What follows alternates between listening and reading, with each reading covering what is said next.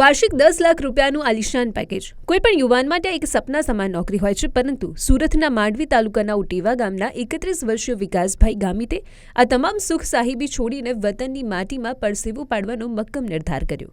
IT engineer તરીકેની કારકિર્દીને અલવિદા કહીને આજે વિકાસભાઈ પ્રાકૃતિક ખેતી અને પશુપાલન દ્વારા કૃષિ ક્ષેત્રે નવી ક્રાંતિ સર્જી રહ્યા છે। વિકાસભાઈએ પોતાની 5 વીઘા જમીનમાં એક અદ્ભુત મોડલ ફાર્મ તૈયાર કર્યું છે। અહીં તેઓ શેરડી, હળદર, શાકભાજી અને મસાલાની સાથે વિદેશી આંબાની ખેતી પણ સંપૂર્ણ પ્રાકૃતિક રીતે કરી રહ્યા છે।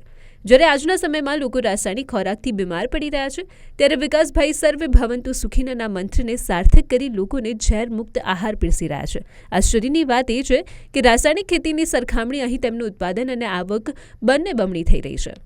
મિલેટ્સની પણ ખેતી કરી હતી। અત્યારે મિલેટ્સમાં હું ફક્ત રાગી બનાવું છું અને થોડાક બીજા મિલેટ્સ પણ જે આપણા છે, બાર્નયાર્ડ મિલેટ છે, લિટલ મિલેટ છે, કોદો મિલેટ છે, પછી ફિંગર મિલેટ છે, પછી જે ફોક્સટેલ મિલેટ છે, એ બધાની ખેતી પણ કરું છું। પ્લસ બીજું કે એક અલગ અલગ પ્રકારના મોડેલ જ છે મારા ખેતરે, કે એક ફોરેસ્ટ મોડેલ છે, પછી એક શેરડીનું મોડેલ છે, પછી બીજું એક ફળફળાદીનું મોડેલ છે। વિકાસભાઈની અનોખી સફળતાની નોંધ છેક ચેમ્બર ઓફ કોમર્સ સુધી લેવાઈ છે। તેમને યુવા પ્રગતિશીલ ખેડૂત તરીકે સન્માનિત પણ કરવામાં આવ્યા છે। રાજ્યપાલ આચાર્ય દેવવ્રતજી અને મુખ્યમંત્રી ભૂપેન્દ્ર પટેલના પ્રાકૃતિક ખેતીના અભિયાનને વિકાસભાઈએ નવી ઊંચાઈઓ સુધી પહોંચાડ્યું છે।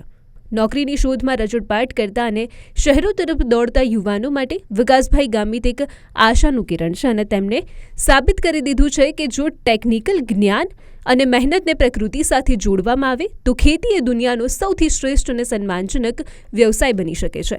ઉટેવા ગામનો આ એન્જિનિયર આજે સાચા અર્થમાં કૃષિ એન્જિનિયર બનીને સમાજને સ્વસ્થ જીવનની રાહ ચીંધી રહ્યો છે।